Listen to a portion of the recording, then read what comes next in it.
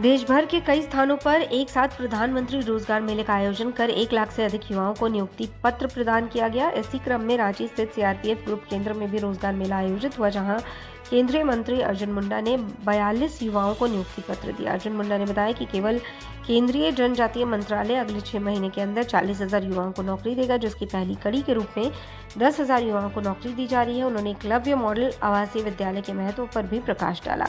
झारखंड कर्मचारी चयन आयोग के पेपर लीक मामले को उन्होंने युवाओं के भविष्य के साथ खिलवाड़ बताया और कहा कि इस पर राज्य सरकार को विशेष ध्यान देने की जरूरत है। उन्होंने बताया कि इसी को ध्यान में रखते हुए संसद में भी एक बिल पास किया गया है।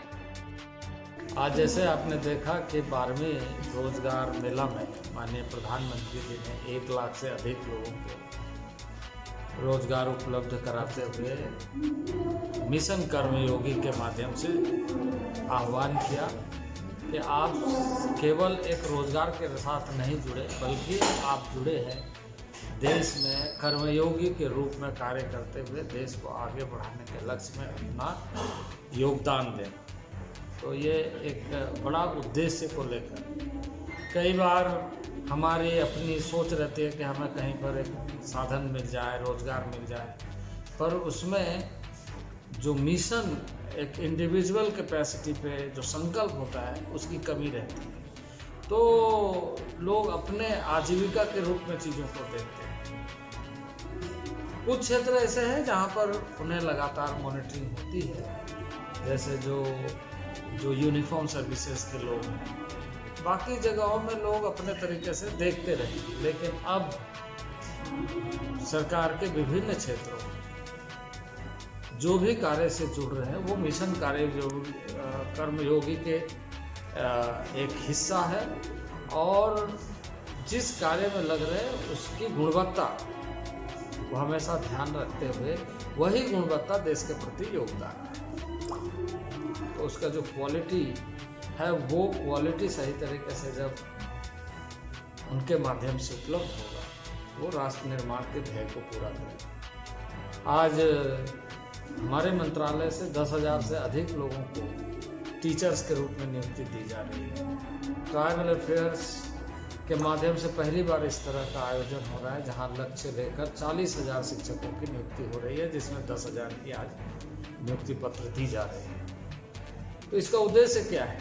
इसका उद्देश्य यही है कि एक विद्यार्थी को इस ढंग से तैयार करना कि वो भी मिशन कर्मयोगी के लिए विभिन्न पदों पर उच्च से उच्च और नीचे से नीचे जहाँ भी उनको मौका मिले वहाँ पर वो इस भाव के साथ जुड़े कि आज जो शिक्षक मिशन कर्मयोगी के माध्यम से सेवा देने के लिए योगदान दे रहे हैं, वो अपने साथ साथ मिशन कर्मयोगी राष्ट्र निर्माण के लिए और तैयारी आगे कर रहे हैं। जनजातीय समुदाय में शिक्षा का विस्तार हो, इसके लिए लगातार कार्यक्रम चलाए जा रहे हैं, और अब नए तरीके से प्रत्येक प्रखंड स्तर तक एकलव्य मॉडल रेसिडेंशियल स्कूल जहां 480 बच्चों की कैपेसिटी होगी। इसके पहले जो खोले गए थे वो 240 की कैपेसिटी थी, अब 480 विद्यार्थियों की कैपेसिटी होगी। क्वालिटी एजुकेशन होगी और कॉम्पिटिटिव एग्ज़ाम के लिए शुरू से उन्हें प्रेरित किया जाएगा कि कैसे वो आने वाले दिनों में एक सफल योद्धा के रूप में अपने आप को किसी भी क्षेत्र में अपनी गुणवत्ता को दिखा सकते हैं, प्रतिस्थापित कर सकते हैं, और उसके माध्यम से अपने अंदर के कॉन्फिडेंस के माध्यम से वो कहीं भी सफल हो। अभी आपने देखा होगा पार्लियामेंट ने एक बिल पास किया है इसी बात को ध्यान में रखते हुए, जो पेपर लीक से संबंधित। एक युवा मेधावी छात्र जब ऐसे अवसरों पर वंचित होकर के किसी न किसी तरीके से लीक के माध्यम से इस तरह के जिसे कहा जाए कि कुछ लोगों के निजी स्वार्थ को लेकर के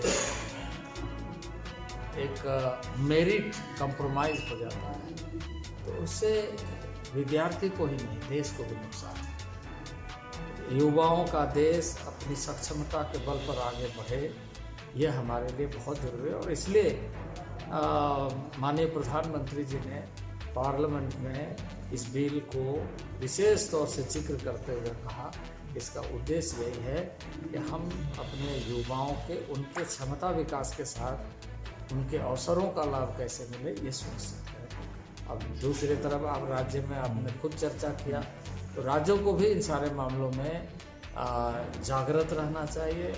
और यदि हम इस प्रदेश की बात करें तो प्रदेश सरकार को इस बारे में जनता को बताना चाहिए कि यह किस तरह का फुल प्रूफ एग्ज़ाम का पेपर जो लीक भी हो जाता है और इस तरह की स्थिति हो जाती है। अब इस तरह की चीज़ों में और ठोस तरीके से सरकारों को पहल करना चाहिए, जिस तरीके से माननीय प्रधानमंत्री के नेतृत्व में भारत सरकार ने किया है।